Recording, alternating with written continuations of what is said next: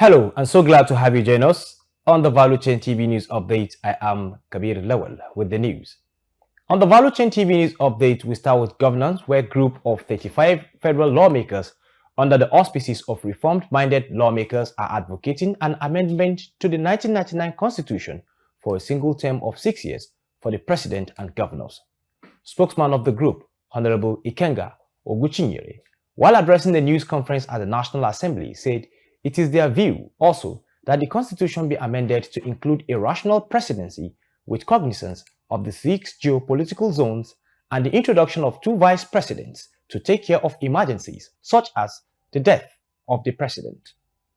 Oguchinyere said that conducting all elections in one day will serve cost for the nation, ensure greater participation, and guarantee electoral credibility, with Nigerians being more vigilant. The group also added that all pre-election matters to be concluded 30 days before the conduct of an election, adding that going ahead when pre-election matters are still in court has not been helpful to the electoral process. Moving now to accountability, the Socio-Economic Rights and Accountability Project (SERAP) has taken legal action against President Bola Tinubu's administration. SERAP is demanding the publication of detailed spending report and agreement related to loans acquired by administrations of former presidents Olusegun Obasanjo, Umaru Yar'Adua, Goodluck Jonathan, and Muhammadu Buhari. Filed at the Federal High Court in Lagos, the suit aims to compel Minister of Finance Wale Edu and the Debt Management Office to disclose how these loans, totaling billions of dollars, were utilized. SERAP contends that the citizens' right to know how public funds are spent is fundamental to democratic governance and accountability. Now on the minimum wage, the federal government has stated that recommended 62,000 naira monthly minimum wage proposed by a tripartite committee established by President Bola Tinubu was determined with consideration of the national interest and current economic indicators. Ese Ufoma completes the report. Minister of National Budget and Economic Planning, Senator Atiku Bagudu, and Chairman of the 37 Tripartite Committee on National Minimum Wage, Alhaji Buka Aji, conveyed these points in separate interviews with journalists in Abuja. However, the committee's recommendation presented to the President during a meeting on Friday night was rejected by organized labor, which is demanding a 250,000 naira national minimum wage. State governors represented by the Nigerian Governors Forum (NGF) also reiterated their opposition to the 62,000 naira proposed minimum wage, warning that enforcing this amount would have significant consequences. For Value Chain TV, Ese Ufoma reporting. Meanwhile, over the weekend, governors under the Nigerian Governors Forum have rejected 60,000 naira as minimum wage to civil servants. Members of the forum noted that paying proposed amount will not be sustainable and that few states will end up borrowing to meet up. The forum further explained that there are chances all their federation account allocations will be spent on staff payment with no infrastructure to show for. Media reports monitored by Value Chain TV shows that many state governors have spent billions of naira to purchase exotic vehicles of different foreign brands for members of the state houses of assembly despite the economic downturn in the country. Value Chain TV gathered opinions of Nigerians on the development. For the country right now, if you look around, you will see that the governors are actually going out with flips of cars, expensive cars. Some of them are actually bulletproof cars. And then you will see that a common man there in Nigeria is hardly surviving. But the governors, the governors, the senators, and all those people, we are supposed to call them leaders in our country, are now diverting our money, the money that are supposed to use and attend to Nigerians. How would I even call it? The people in the country, they are now diverting the money to attend to issues that is not called for. So I don't know, I want to use this media to talk to properly our leaders, that please, they should look into these things. The masses, we are really suffering. So we want things to be done about it. Look at the minimum wage. Come on, 60,000 now, they are not paying. Anybody is fed up in Nigeria because the reason is that our leaders, they don't recognize us. After them, they don't believe that any other citizens are living. And things are very hard. Anybody knows. But what I know is that what I just made me to understand that they don't care for us. When the other man said, the number 3 said, civil servant is a common civil servant. That is to say, you don't recognize civil servant. When this thing happen in other country, they will resolve it.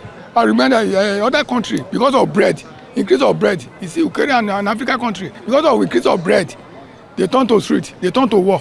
But today, Nigeria now, we are not ready to fight any other war. I don't know. We are behind with the federal government, we are behind with anybody. But the way they are treating us, nobody will teach us when they. If anybody felt tired, they will be on the road. I don't know. But now people are dying. Husband deserve. Husband run away from family, from wife. Children run away from father. Wife run away from husband because of economy of this country. The government and the lawmakers, they are the problem we have in the country. So if the fact that they can set a good minimum wage, if everything is high, I wonder how the citizen can cope on their livings.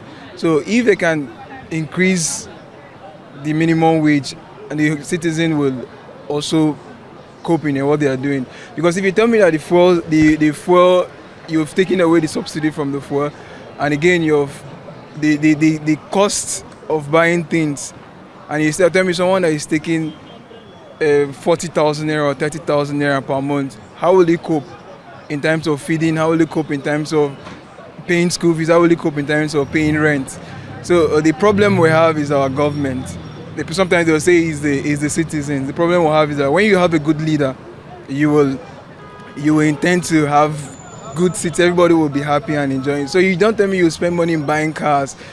Over now to insecurity. Katsina State Governor Dikko Radda has proposed ranching as a more sustainable and profitable alternative to open grazing amid ongoing insecurity and agricultural challenges in the region. Speaking with journalists, the governor emphasized that ranching offers value addition and is more secure compared to open grazing, which often leads to conflict. The governor stressed the importance of a gradual transition, advocating for sensitization and encouragement for people to adopt ranching practices. Governor Radda's proposal is coming on the heels of the bill seeking to ban open grazing and establish ranching for herders in the country, which has passed a second reading at the Senate.